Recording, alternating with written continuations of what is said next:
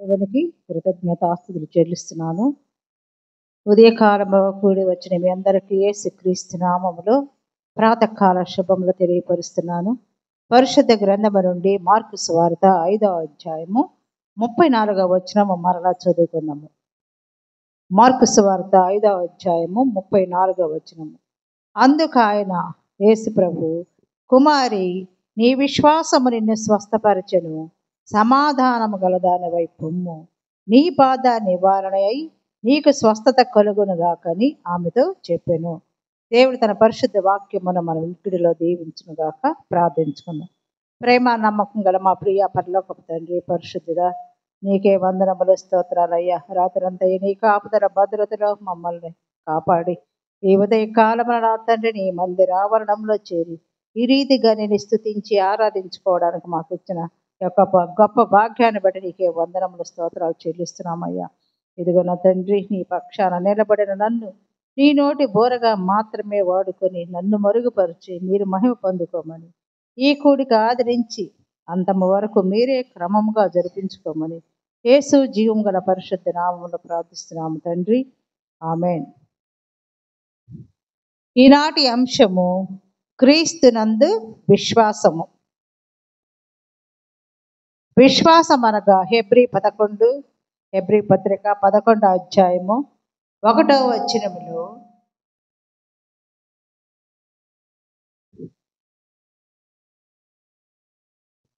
విశ్వాసమనున్నది నిరీక్షింపబడు వాటి యొక్క నిజ స్వరూపమును, అదృశ్యమైనవి ఉన్నవి అనుటకు రుజువునై ఉన్నవి. అంటే విశ్వాసము మనం నిరీక్షిస్తున్నాము, మాకు ఉన్నాయి, అవి అదృశ్యముగా ఉంటున్నాయి, కానీ అవి మనం ఉన్నవని మనం నమ్మటం అన్నమాట. అలాగే విశ్వాసము లేకుండా దేవునికి ఇష్టలుగా ఉండుట అసాధ్యము. కాబట్టి విశ్వాసము లేకుండా దేవునికి ఇష్టలు కాలేరు. కాబట్టి క్రియలు లేని విశ్వాసం కూడా మృతము. కాబట్టి ఇది క్రైస్తవ జీవితానికి పునాది. మనము ఆయనకి ఇష్టముగా జీవించాలి, క్రియలు చేసే బిడ్డలంగా మనము ఉండాలి. రోమా 10:17 వచనంలో, కాగా వినుట వలన విశ్వాసము కలుగును, వినుట క్రీస్తుని గూర్చిన మాట వలన కలుగును. మనం వినాలంటే వినాలి ముందు. వినటం అంటే లోబడాలి, లోబడుట అని అర్థము. కాబట్టి నీతిమంతుడు విశ్వాస మూలముగా జీవించును. విశ్వాసముగా మనము జీవిస్తాము. అవి క్రియలు లేనిదైతే అది మృతం అన్నమాట. అలాగే విశ్వాసము గల వారిలో మొట్టమొదటిగా మనము అబ్రహామును మనము చూడగలము. ఆదికాండము 15వ అధ్యాయము 6వ వచనములో, అతడు యెహోవాను నమ్మెను, ఆయన అది అతనికి నీతిగా ఎంచెను. కాబట్టి విశ్వాస సంబంధులే అబ్రహాము కుమారులని మనము తెలుసుకోవాలి. మనం అబ్రహాం ఎలా నమ్మాడో మనము కూడా దేవుని విశ్వాసించినట్లయితే ఆ విశ్వాస సంబంధులే అబ్రహాము యొక్క కుమారులు. అలాగే హెబ్రీ పత్రిక 11:8-12 వచనములో అబ్రహాం గురించి వ్రాయబడి ఉన్నది. అబ్రహాము పిలువబడినప్పుడు విశ్వాసమును బట్టి ఆ పిలుపుకు లోబడి తాను స్వాస్యముగా పొందనైన ప్రదేశానికి బయలుదేరి వెళ్ళాడు. మరి ఎక్కడికి వెళ్ళాలో ఎరుగకనే బయలుదేరాడు. అలాగే దేవుడు దేనికి శిల్పియు నిర్మాణకుడై ఉన్నాడో ఆ పునాదులు గల పట్టణము కొరకు ఆయన ఎదురు చూస్తూ ఉన్నాడు. అలాగే విశ్వాసమును బట్టి శారయ్య కూడా వాగ్దానము చేసిన వాడు నమ్మదగిన వాడిని ఎంచుకున్నది. వాళ్ళకి బిడ్డలు లేరు, 100 సంవత్సరముల్లో విశ్వసించినది. ఆమె యొక్క వయసు గతించినదై గర్భము దాల్చుటకు శక్తి లేకపోయినా కానీ విశ్వాసము వలన ఆమె గర్భం ధరించినది. ఒక కుమారుడు కలుగుతాడు.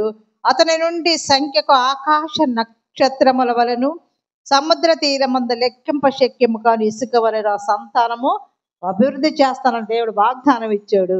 అలాగే అతనికి శారాకు అబ్రహాముకు కుమారుడు ఇచ్చినప్పుడు ఆ యొక్క విశ్వాసములో శోధింపబడి విశ్వాసమును బట్టి ఇస్సాకును బలిగా అర్పించాడు. ఒక్కగానొక కుమారుని ఇచ్చాడు.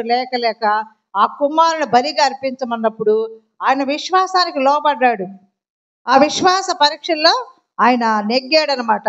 అలాగే దేవుడు శక్తిమంతుడు ఎంచిన వాడై తన ఏక కుమారుని అర్పించి ఉపమాన రూపముగా అతని మృతుల నుండి మరలా పొందుకున్నాడు. కాబట్టి విశ్వాసులకు తండ్రిగా పిలువబడ్డాడు. ఏదైనా సరే దేవుని యందు విశ్వాసం ఉంచినట్లయితే మనం అడిగినవన్నీ మనకు కావలసినవి కూడా దేవుడు మనకు అనుగ్రహించే దేవుడు మనకున్నాడు. కాబట్టి విశ్వాస మూలముగా మనము నీతిమంతులంగా మనము తీర్చబడతాము. మన ప్రభు అని యేసుక్రీస్తు ద్వారానే మనకు దేవునితో సమాధానం ఉంటుంది. మనకు సమాధానం లేదు, అశాంతిగా ఉంటుందంటే మనం దేవునికి దూరస్తులుగా ఉంటున్నాం అన్నమాట. ఆ శాంతి, సమాధానము, నీతిగా ఉండాలంటే ప్రభుని యేసునందు మనము విశ్వాసం ఉంచాలి. అలాగే మనం విశ్వాసము గలవారమై ఉన్నామో లేదో మనల్ని మనం పరిశీలించుకోవాలని కొరింథీ 2వ పత్రిక 13వ అధ్యాయము 5వ వచనములో వ్రాయబడి ఉన్నది. మనల్ని మనం పరిశీలన చేసుకోవాలా. నేను ఎలా ఉన్నాను? క్రీస్తులో విశ్వాసం కలిగి ఉన్నానా, అలా అవిశ్వాసంతో ఉన్నానని మనం పరిశీలన చేసుకునే బిడ్డలంగా మనము ఉండాలి. యేసుక్రీస్తు ప్రభువారు ఎవరిని స్వస్థపరిచినా కానీ నీ విశ్వాసము నిన్ను స్వస్థపరచును అని చెప్పినట్లు వాక్య భాగాల్లో వ్రాయబడి ఉన్నది. నీ విశ్వాసము నిన్ను స్వస్థపరచును. కాబట్టి సమాధానము కల దానిపై వెళ్ళని ఉన్నది. ఇక్కడ మార్కు సువార్త మనం చదువుకున్న వాక్య భాగంలో మార్కు సువార్త 5వ అధ్యాయము 34వ వచనములో ఇక్కడ 5:25వ వచనం నుంచి వాక్య భాగంలో ఇక్కడ 12 ఏళ్ల నుండి రక్తస్రావ రోగము కలిగినటువంటి ఒక స్త్రీ ఉన్నది. ఆమె రక్తస్రావ రోగముతో అనేక వైద్యుల చేత ఎన్నో తిప్పలు పడినది. తనకు కలిగినదంతా కూడా వ్యయం చేసుకున్నది, ధనమనంతా. కానీ ఎంత మాత్రము కూడా ఆమె ప్రయోజనం పొందలేకపోయింది. ఇంకా సంకటపడినది. కానీ అన్ని బాధలు పడి కూడా ఆమె యేసుక్రీస్తుని గురించి ఆమె తెలుసుకొని ఒకటే అనుకున్నది, ఆయన వస్త్రపు చెంగును ముడితేనే బాగుపడతాను అనుకొని ఆమె యేసు ప్రభు ఉన్నప్పుడు ఆయన చుట్టూరు జన సమూహములు ఉంటారా లేదా ఆయన వాక్యాలు వినడానికి, బోధ వినడానికి. అలాగే జన సమూహంలో ఆయన వెనకగా వెళ్ళి ఆయన యొక్క వస్త్రాన్ని చివర చెంగును ముట్టినది. వెంటనే ఆమెలో ఉన్నటువంటి రక్తధార కట్టినప్పుడు తన శరీరంలో నా బాధంతయు నివారణ అయిపోయిందని ఆమె గ్రహించుకున్నది. అదే సమయంలో యేసుక్రీస్తు ప్రభువారు కూడా తనలో నుండి ప్రభావము బయలు వెళ్ళదని ఆయన గ్రహించి ఆ జన సమూహం వైపు ఆయన తిరిగి నా వస్త్రములు ముట్టినది ఎవరని అడిగినప్పుడు శిష్యులు అంటున్నారు, ఏందయ్యా జన సమూహం నీ మీద పడుచున్నారే, నన్ను ముట్టినది ఎవరని అడుగుచున్నావా అని అన్నప్పుడు అప్పుడు ఆ కార్యము చేసిన స్త్రీ ఆమె కోసము చుట్టూ చూస్తాడు యేసు ప్రభు. ఆమె వెంటనే భయపడుతూ వణుకుతూ ఆయన దగ్గరకు వచ్చి సాగిలపడి తనకు జరిగిన సంగతి అంతయు ప్రభు చెప్పినప్పుడు యేసు ప్రభు అంటున్నాడు, కుమారి నీ విశ్వాసము నిన్ను స్వస్థపరచెను, సమాధానము గల దానిపై పొమ్ము, నీ బాధ నివారణ అయి నీకు స్వస్థత కలుగునుగా కానీ ఆమెతో చెప్పాడు. ఆమె అంత బాధను కూడా ఆ యొక్క కష్టాన్ని కూడా ఆమె 12 సంవత్సరాలు అంటరాని స్థితిలో ఉన్నటువంటి మనుషుల మధ్యకు రాలేక ఎన్నో బాధలు తిప్పలబడిన ఆ స్త్రీ యేసు ప్రభువును ముట్టింది. ఆమె విశ్వాసాన్ని క్రియారూపకంగా చూపించి ఆమె ఆశించినది ఆమె పొందుకున్నది. అలాగే మనము కూడా ప్రభునందు విశ్వాసముతో మనకు కలిగిన వ్యాధి బాధలు కూడా విశ్వాసముతో ఆయన్ని ప్రార్థించినట్లయితే మనకు కూడా స్వస్థత అనుగ్రహించే దేవుడు. స్వస్థత కాదే కానీ సమాధానమును, శాంతిని మనకు అనుగ్రహించే దేవుడు. అలాగే రెండో వ్యక్తి కనాను స్త్రీ కుమార్తెకు స్వస్థత. మత్తయి సువార్త 15వ అధ్యాయంలో కూడా ఇక్కడ యేసు ప్రభు వారు ఒక చోట తూరు సీదోనుల ప్రాంతంకి వెళ్ళినప్పుడు ఆ ప్రాంతంలో నుండి ఒక కనాను స్త్రీ వచ్చి, ప్రభువా దావీదు కుమారుడా నన్ను కరుణింపుము, నా కుమార్తె దయ్యము పట్టి బహు బాధపడుచున్నదని కేకలు వేస్తుంది యేసు ప్రభు దగ్గరికి వచ్చి. అందుకు ఆయన ఒక్క మాట కూడా ఆమెతోటి మాట్లాడలేదు.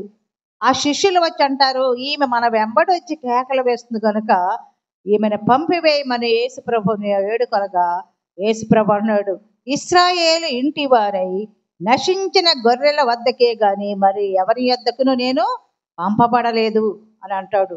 అప్పుడు ఆ స్త్రీ అంటది, ఆయన ఎద్దకు మ్రొక్కి వచ్చి, ప్రభువా నాకు సహాయం చేయమని మళ్ళా అడుగుతుంది.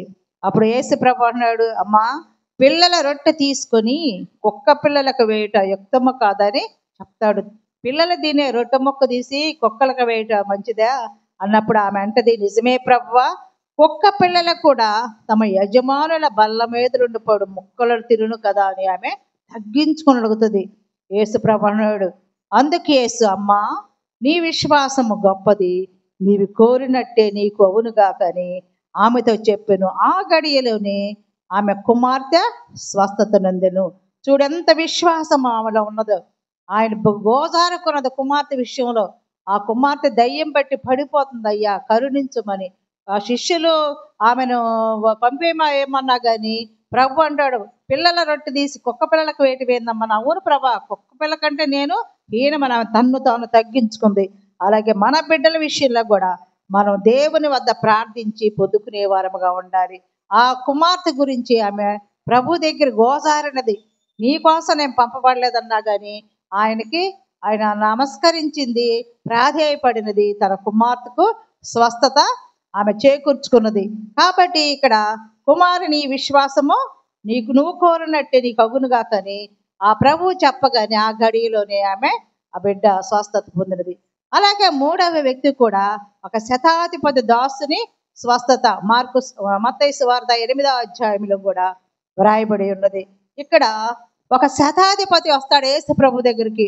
ప్రభువా, నా దాసుడు పక్షవాయువుతో మిగిలిన బాధపడుచు ఇంటిలో పడి ఉన్నాడయ్యా అంటున్నాడు. అప్పుడు యేసు ప్రభు నీ వేడుకున్నప్పుడు యేసు ప్రభు అంటున్నాడు, నేను వచ్చి వారిని స్వస్థపరుస్తానని చెప్పినప్పుడు ఆ శతాధిపతి అంటున్నాడు, ప్రభువా నీవు నా ఇంటిలోనికి వచ్చుటకు నేను పాత్రుడను గానయ్యా, నీవు మాట మాత్రము సెలవిమ్ము, అప్పుడు నా దాసుడు స్వస్థపరచబడతాడు.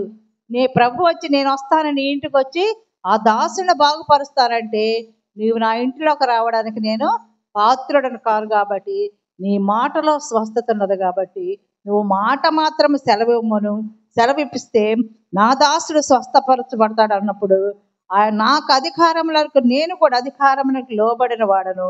నా చేతి క్రింద సైనికులు ఉన్నారు. నేను ఒకరిని పొమ్మంటే పోను, ఒకరిని రమ్మంటే వచ్చును.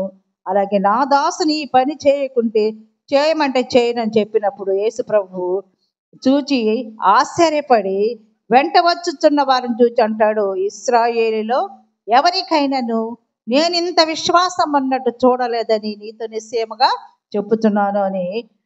ఇక వెళ్ళము, నీవు విశ్వసించిన ప్రకారం నీకు అవునుగాక అని ఆ శతాధిపతితో చెప్పినప్పుడు ఆ గడియలోని అతని దాసుడు స్వస్థత నందుతాడు. కాబట్టి ఈ శతాధిపతి మంచి అధికారి. ఆయనకి ఎంతో మంది అధికారులు ఉన్నారు, కానీ తను తాను తగ్గించుకున్నాడు. మనం ఈ లోకంలో ఒక చిన్న ఉద్యోగం చేస్తేనే మనం ఇతరులను చులకనగా చూస్తాం, కానీ ఈ శతాధిపతి తన్ను తాను తగ్గించుకొని దేవుని దగ్గరకు వచ్చాడు. ఎంతో మంది దాసులున్నా కానీ ప్రభువా నీవు నా ఇంటిలో రావడానికి నేను పాత్రుడిని కాదని ఆయన తగ్గించుకున్నాడు, వినయం కలిగి ఉన్నాడు. అలాగే మనము ప్రభు దగ్గర మనము తగ్గింపు స్వభావం కలిగి ఉండాలి. ఎప్పుడైతే మనం తగ్గించి లోబడి జీవిస్తామో దేవుని ఆశీర్వాదాలు మనం పొందుకునే వారంగా ఉంటాం. ఒక దాసుడి గురించి శతాధిపతి ప్రభు దగ్గరకు వేడుకున్నట్టు ఉన్నదా? మన ఇళ్ళల్లో పనిచేస్తే వాళ్ళు మన కింద వాళ్ళు మనం అంత ప్రాముఖ్యత ఇస్తామా? మానవులుగా చెయ్యము. కానీ ఈ దాసుడు తను తాను తగ్గించుకొని తన దాసుడు స్వస్థత కొరకు ప్రభు దగ్గర ఆయన గోజారి తగ్గించుకొని అడిగి ఆయన పొందుకున్నాడు. అలాగే గురుడ్డివాడు చూపు పొందాడు. లోకాసు సువార్త 18వ అధ్యాయంలో ఇక్కడ యెరికో పట్టణంలో ఆయన యేసు ప్రభు శిష్యులతో ఆ యెరికో పట్టణం సమీపించినప్పుడు ఒక గురుడ్డివాడు త్రోవ ప్రక్కన కూర్చుండి భిక్షమడుకుంటూ ఉన్నాడు. జన సమూహము దాటిపోతున్నప్పుడు వాడు ఆ చప్పుడు వింటాడు. జనాలందరూ పోతుంటే ఆ యొక్క చప్పుడు వింటాడు కదా. ఆయనకు చూపు లేదు. ఆ శబ్దాన్ని విని ఇది ఏమని దారిని పోయేవారిని అడిగినప్పుడు వారు అంటున్నారు, నజరేయుడైన యేసు ఈ మార్గమును వెళ్ళొచ్చున్నాను వారితో చెప్పినప్పుడు వాడు అంటున్నాడు, యేసు దావీదు కుమారుడా నన్ను కరుణించమని కేకలు వేస్తే ఆ వెళ్ళే వాళ్ళు ఊరకుండమని ఆ ముందు నడిచేవారు గద్దించారు.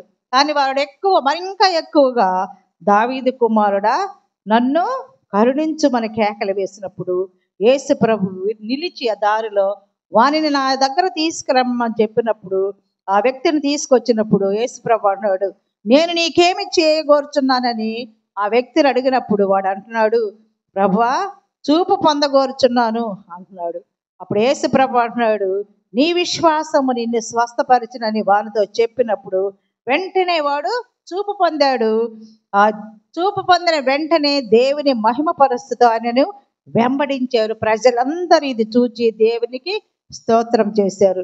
మనము కూడా మన కష్టకాలాల్లో ప్రభువా నాకు ఇది బాగలేదయ్యా, నాకు ఆర్థికంగా ఉందయ్యా, నా పరిస్థితి ఇట్లా ఉందా, నా కుటుంబం బాగలేదని మనం గోదారి పొందుకుంటాం. కానీ అవి పొందినప్పుడు దేవుడు చేసిన ఆశీర్వాదాలను మేలుని అవి జరిగిన తర్వాత మర్చిపోతాం. మన కష్టం వచ్చినప్పుడే దేవుని ప్రార్థించి పొందుకుంటాము, దేవుడు మేలు చేసినప్పుడు మర్చిపోతాం. కానీ ఈ గ్రుడ్డివాడు ఆ యొక్క చూపును పొందాడు.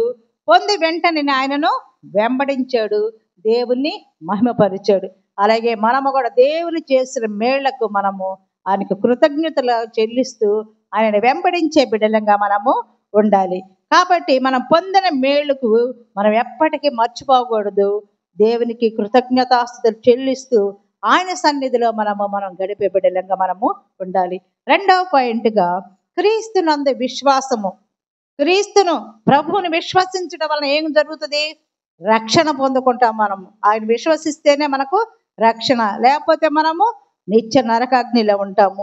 ఇక్కడ పక్షవాయువు గల ఒక మనుషుడు స్వస్థత పడతాడనమాట. లోకాసు వార్త 2వ అధ్యాయము, అక్కడ 2వ అధ్యాయంలో ఇక్కడ ఒక వ్యక్తి యేసు ప్రభు వారు కపెర్నహూములో ఒక ఇంటిలో ఉన్నప్పుడు జన సమూహం అంతా ఆయన వాక్యం బోధిస్తూ ఉంటే వినటానికి కూర్చొని ఆ ఇంట కాలు పెట్టడానికి కూడా స్థలం లేదు. అలాంటి సమయంలో ఆయన వాక్యం వింటూ ఉన్నప్పుడు కొందరు వ్యక్తులు పక్షవాయువు గల ఒక మనిషిని నలుగురు చేత మోయించుకొని యేసు ప్రభు దగ్గరికి తీసుకొచ్చారు. చాలా మంది కూడి ఉన్నందున వారు ఆయన యొద్దకు యేసు దగ్గరికి చేర్చలేకపోయారు. కానీ ఆయన ఉన్న చోటుకు పైగా ఇంటి కప్పు విప్పి సందు చేసి పక్షవాయువు గల వారిని ఆ పరుపుతో సహా యేసు ప్రభు ముందుకు దించారు. లోపలికి రావడానికి సందు లేదు. వాళ్ళకి ఏం చేయాలి? ఇంటి పైకప్పు అవన్నీ సందు చేసి మంచంతో నలుగురు మనుషులతోటి యేసు ప్రభు మధ్యలో ఉంటే ఆయన దగ్గరికి దింపారనమాట. యేసు వారి విశ్వాసము చూసి అంటున్నాడు, కుమారుడా నీ పాపములు క్షమింపబడి ఉన్నవని పక్షవాయువు గలవానితో చెప్పాడు. అంటే పాప క్షమాపణ వలన మనకు రక్షణ అన్నమాట. కాబట్టి యేసు క్రీస్తునందు విశ్వాసం ఉంచాడు, ఆ పాపాలన్నీ క్షమింపబడ్డాయి, ఆయన కుమారుడుగా ఆయన ఉన్నాడు. అంటే మన ప్రభువునందు విశ్వసించడం వల్ల మనకేంటి మేలు? రక్షింపబడిన వారముగా ఆయన బిడ్డలంగా మనము ఉంటాము. అలాగే సిలువలో దొంగ కూడా ఒక విశ్వాసం అనే అడుగుతోటి ఆ పరదేశ భాగ్యాన్ని పొందుకున్నాడు.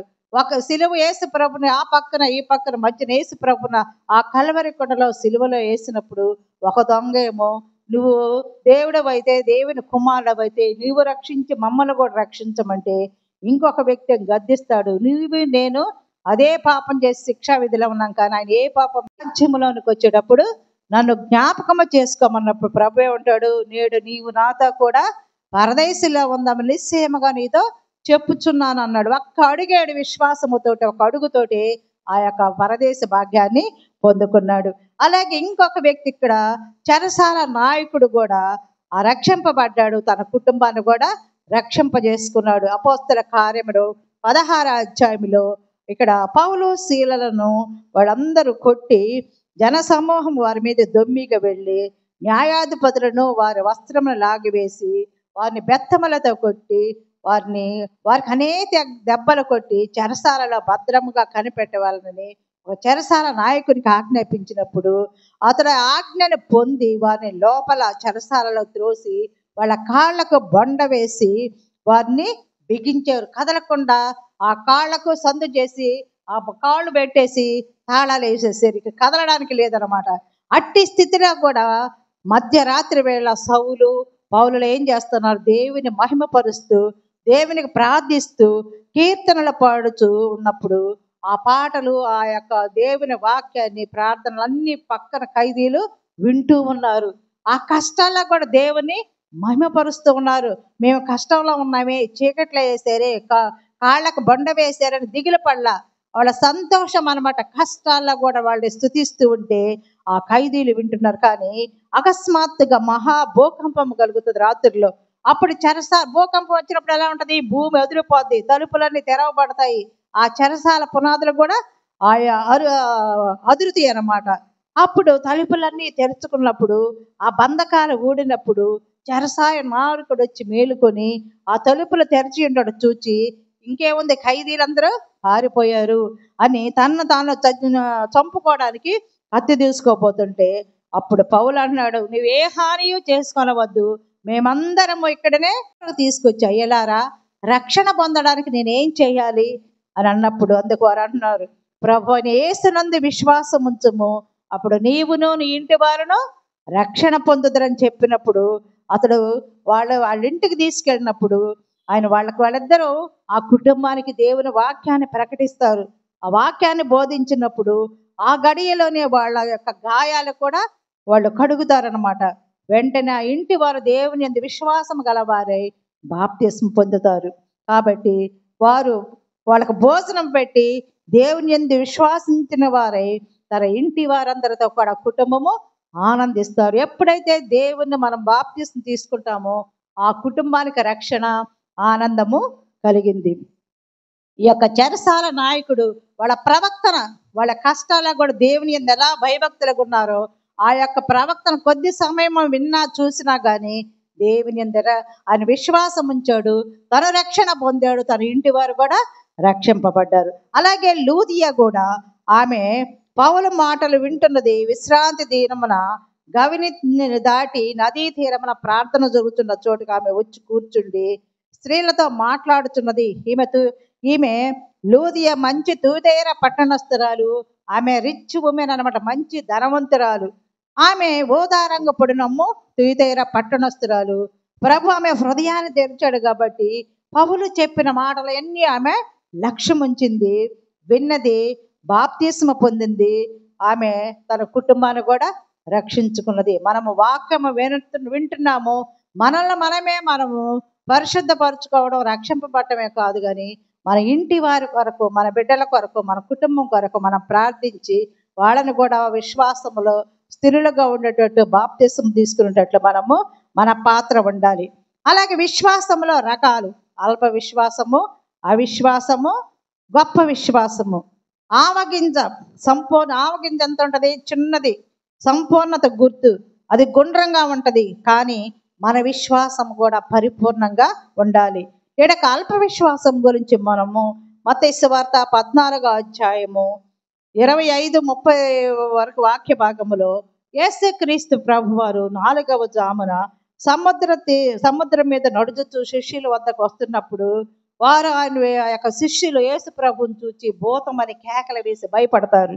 అప్పుడు యేసు అన్నాడు, భయపడకుడి, నేనే అని చెప్పి వారితో చెప్పినప్పుడు పేతురు అంటున్నాడు, ప్రభువా నీవైతే నీళ్ళ మీద నడిచి నీ యొద్దకు రావడానికి నాకు సెలవు అయ్యా, నీలాగా నేను నడుస్తాను అన్నప్పుడు యేసు ప్రభు అన్నాడు, రమ్మనగానే యేసు వద్దకు వెళ్ళడానికి నీళ్ళ మీద నడిచాడు. కానీ ఆ గాలిని చూచి భయపడి ఆ నీళ్లలో మునిగిపోసాగినప్పుడు నన్ను రక్షించ ప్రభు అని కేకలు వేస్తున్నాడు.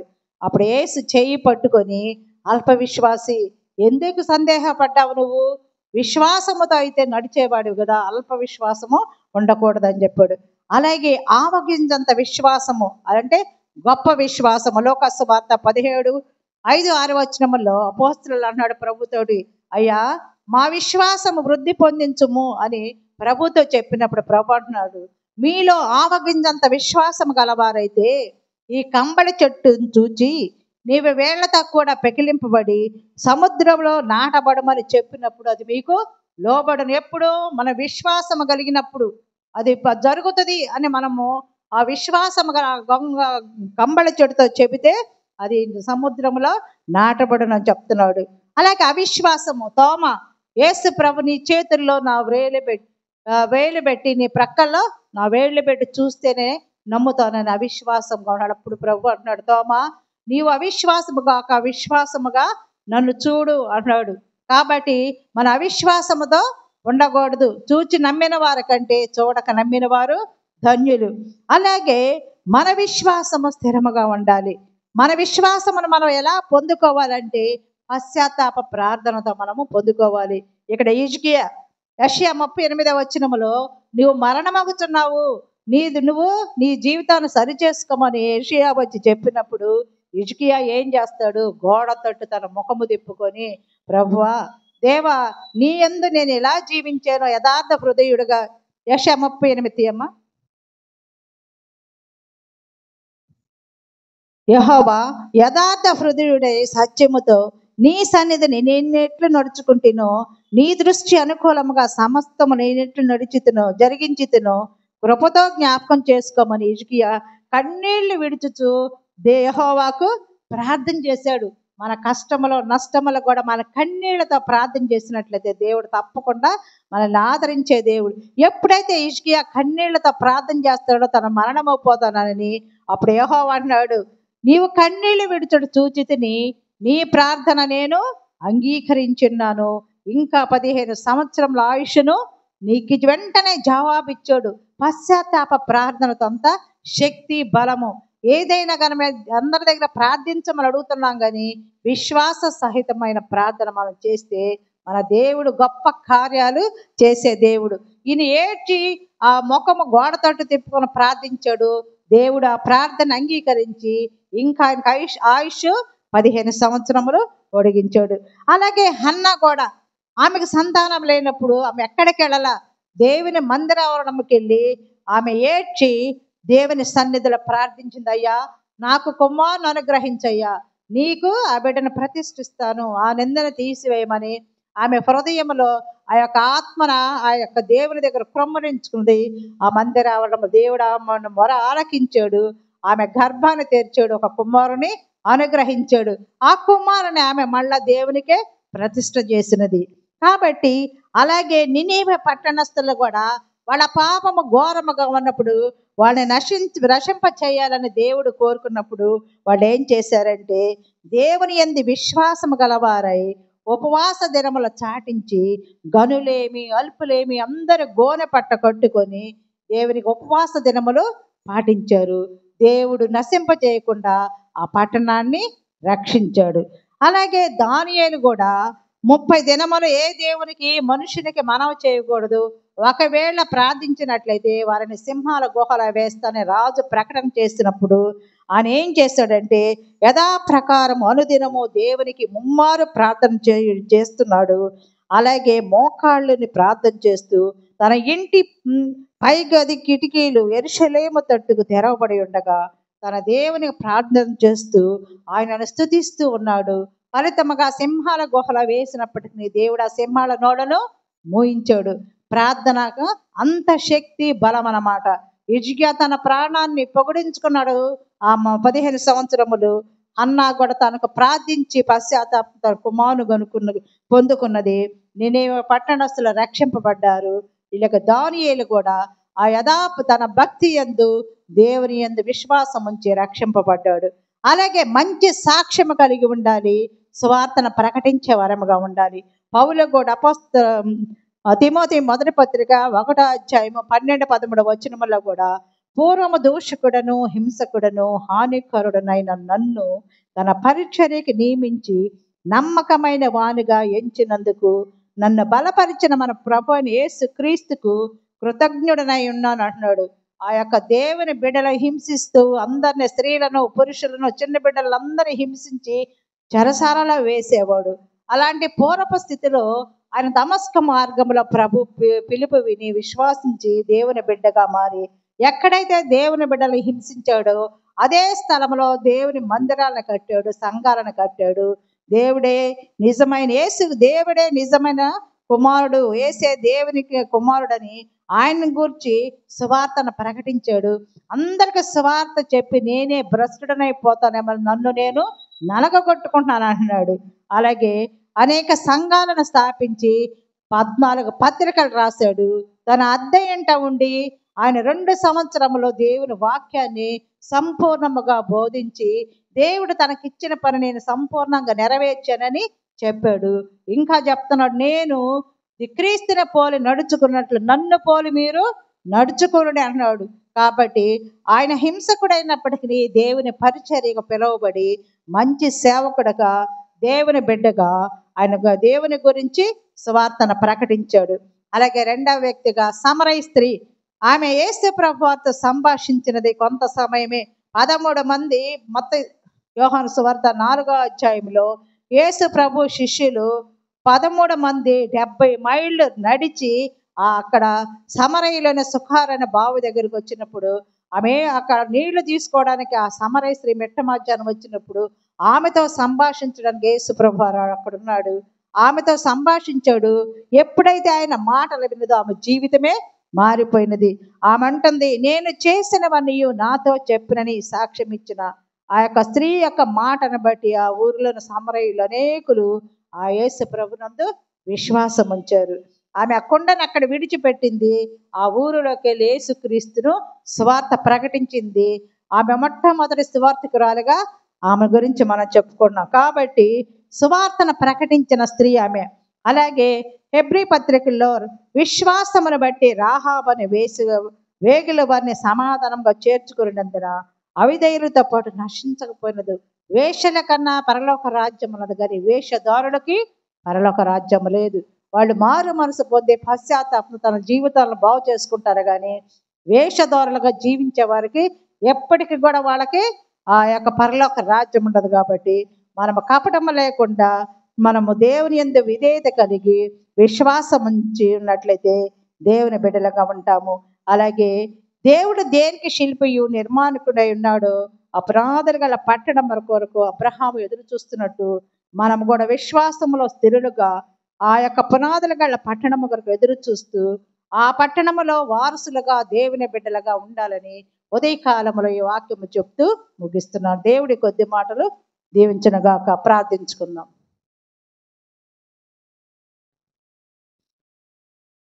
ప్రేమ నమ్మకం గల మా ప్రియ పరలోకపు తండ్రి, పరిశుద్ధుడా, జీవాధిపతి, నీకే వందనముల స్తోత్రాలయ్యా.